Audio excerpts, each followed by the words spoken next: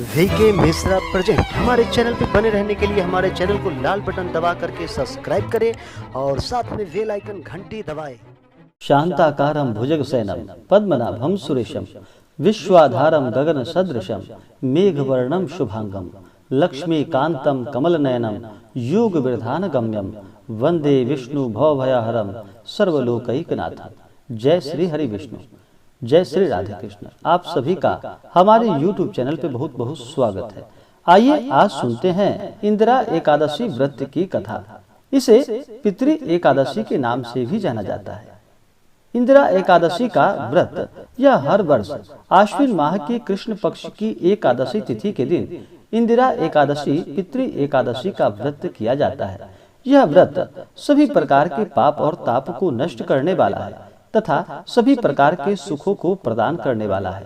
इंदिरा एकादशी व्रत के दिन भगवान विष्णु माता लक्ष्मी का पूजन किया जाता है और भगवान विष्णु के स्वरूप इस दिन भगवान शालिग्राम का पूजन किया जाता है। एकादशी का व्रत हर माह के कृष्ण पक्ष और शुक्ल पक्ष की एकादशी तिथि के दिन एकादशी का व्रत किया जाता है।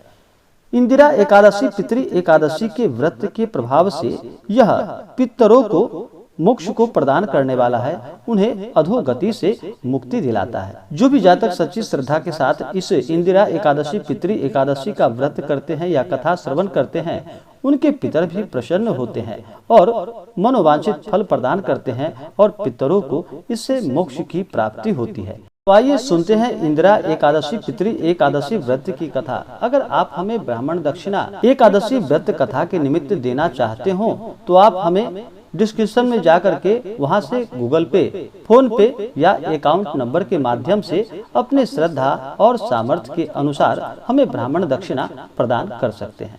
तो आइए सुनते हैं इंदिरा एकादशी पितृ एकादशी व्रत की कथा।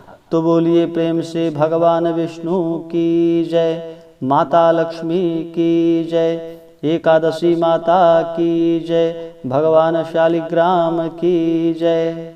बहुत समय पहले की बात है कि एक बार धर्मराज युधिष्ठिर ने भगवान श्री कृष्ण से पूछा कि हे प्रभु, आश्विन माह कृष्ण पक्ष की एकादशी का क्या नाम है, इसकी विधि तथा फल क्या है, सो कृपा करके आप मुझसे कहिए। भगवान श्री कृष्ण कहने लगे कि इस एकादशी का नाम इंदिरा एकादशी है। यह एकादशी पापों को नष्ट करने वाली है तथा पितरों को अधोगति से मुक्ति देने वाली होती है।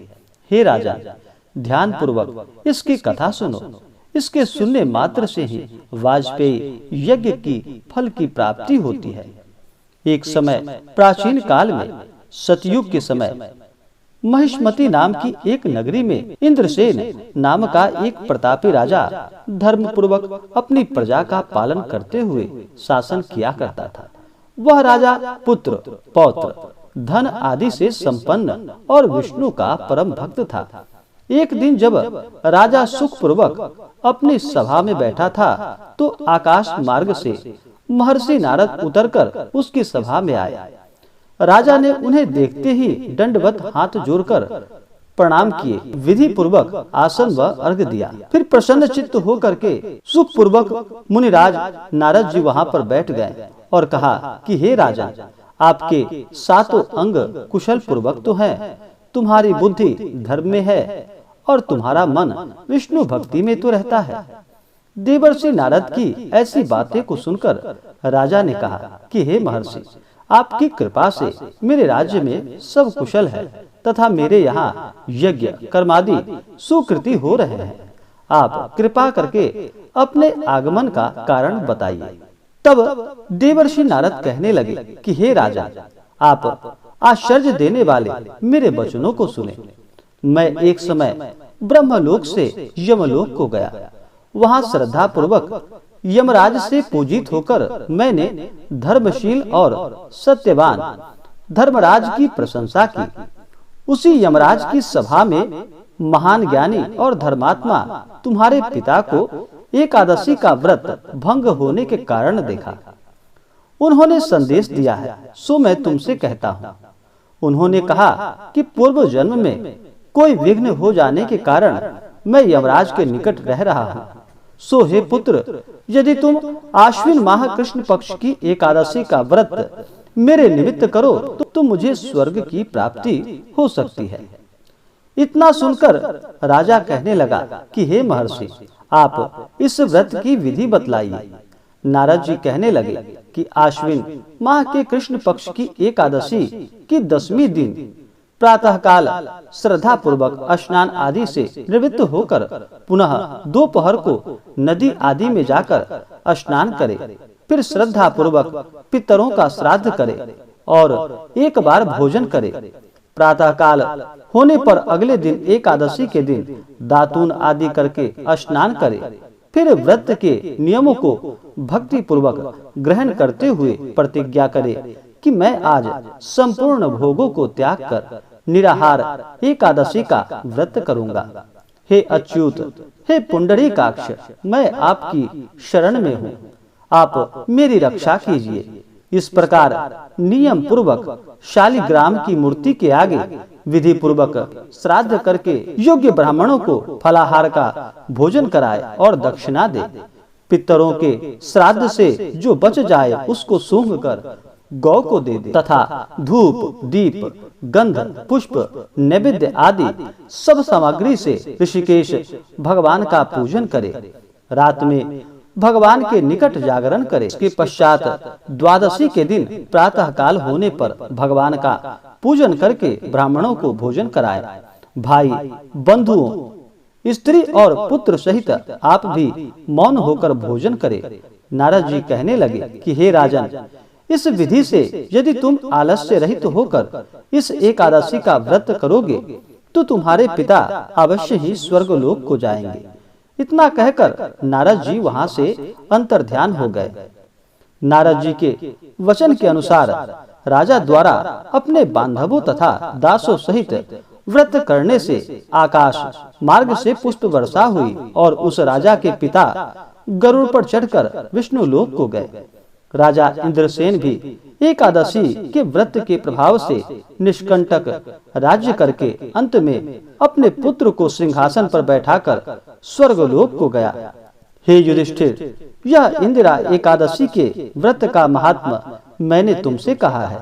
इस व्रत को करने से, इस व्रत के कथा को पढ़ने से या इस व्रत के कथा को सुनने से मनुष्य के सभी पाप नष्ट हो जाते हैं, वह सभी पापों से छूट जाता है और सब प्रकार के भोगों को भोग कर अंत में वैकुंठ को प्राप्त करता है।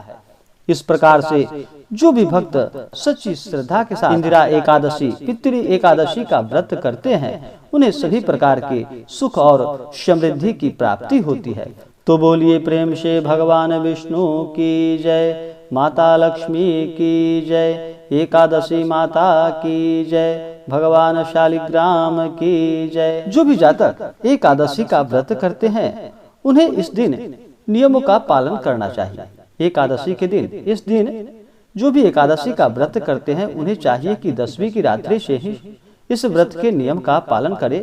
10वीं की रात्रि को शुद्ध और सात्विक भोजन ग्रहण करना चाहिए। रात्रि में ब्रह्मचर्य का पालन करते हुए भगवान नाम का स्मरण करते हुए सोना चाहिए और अगले दिन एकादशी के दिन सुबह ब्रह्म मुहूर्त में उठ करके नित्य क्रियाओं से निवृत्त होकर के गंगा नदी में या घर के जल में ही थोड़ा सा गंगा जल मिला करके स्नान करना चाहिए।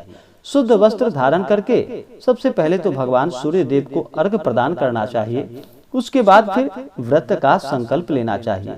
बिना संकल्प के व्रत अधूरा माना जाता है, इसलिए व्रत का संकल्प करे और भगवान विष्णु, माता लक्ष्मी, भगवान शालिग्राम से प्रार्थना करे कि हे भगवान, आज मैं आपके इंदिरा एकादशी, पितृ एकादशी का व्रत करने जा रहा हूँ या करने जा रही हूँ। इस प्रकार से भगवान से प्रार्थना करनी चाहिए।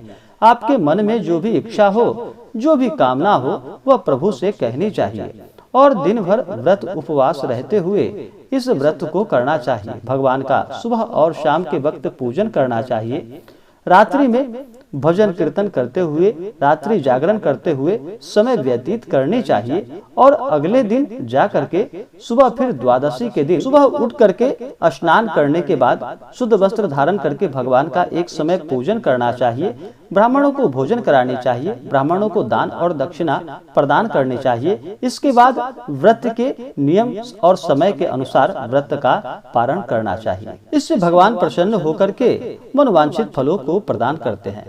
इस बार इंदिरा एकादशी का व्रत 2 अक्टूबर 2021 दिन शनिवार को किया जा रहा है। एकादशी तिथि प्रारंभ समय 1 अक्टूबर 2021 दिन शुक्रवार रात्रि 11:04 और एकादशी तिथि की समाप्ति होगी 2 अक्टूबर 2021 दिन शनिवार रात्रि 11:11 और एकादशी व्रत का पारण 3 अक्टूबर 2021 दिन रविवार को इस व्रत का पारण किया जाएगा।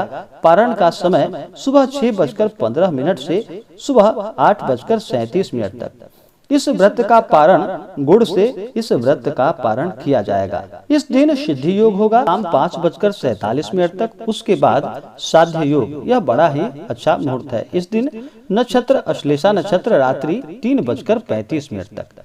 एकादशी का जो भी व्रत करते हैं उन्हें एकादशी के दिन चावल ग्रहण नहीं करनी चाहिए। इस दिन भर व्रत उपवास रहते हुए इस व्रत को करना चाहिए। अगर उपवास ना रह पाए तो एक समय फलाहार ग्रहण करना चाहिए। एकादशी के दिन तामसिक वस्तुओं का प्रयोग नहीं करना चाहिए। इस दिन मांस, मदिरा, लहसुन, प्याज आदि का प्रयोग बिल्कुल भी नहीं करना चाहिए। शुद्ध और सात्विकता का पालन करना चाहिए। इस दिन अपने से बड़ों का सदा ही आदर और सम्मान करना चाहिए। महिलाओं का सदा ही सम्मान करना चाहिए। जहाँ पर महिलाओं का सम्मान होता है वहाँ पे माता स्थिर लक्ष्मी का वास होता है। इसलिए महिलाओं का सदा ही सम्मान करें। अपने मन में किसी के प्रति ईर्ष्या या द्वेष का भाव नहीं रखना चाहिए और दान पुण्यों का कार्य करना चाहिए। इससे भगवान अति प्रसन्न होते हैं और मनोवांछित फलों को प्रदान करते हैं। तो आशा करता हूँ कि यह जानकारी आपको अच्छा लगा हो। ऐसे ही ज्ञानवर्धक जानकारियाँ प्राप्त करने के लिए हमारे इस चैनल को लाल बटन दबा करके सब्सक्राइब करें, साथ में बेल आइकन घंटी दबाएं ताकि मेरे वीडियो का नोटिफिकेशन आपके पास सबसे पहले पहुंचे। वीडियो को लाइक और अपने मित्रों तथा दोस्तों के साथ शेयर करें। सुखी रहें और स्वस्थ रहें। जय श्री राधे कृष्ण। धन्यवाद।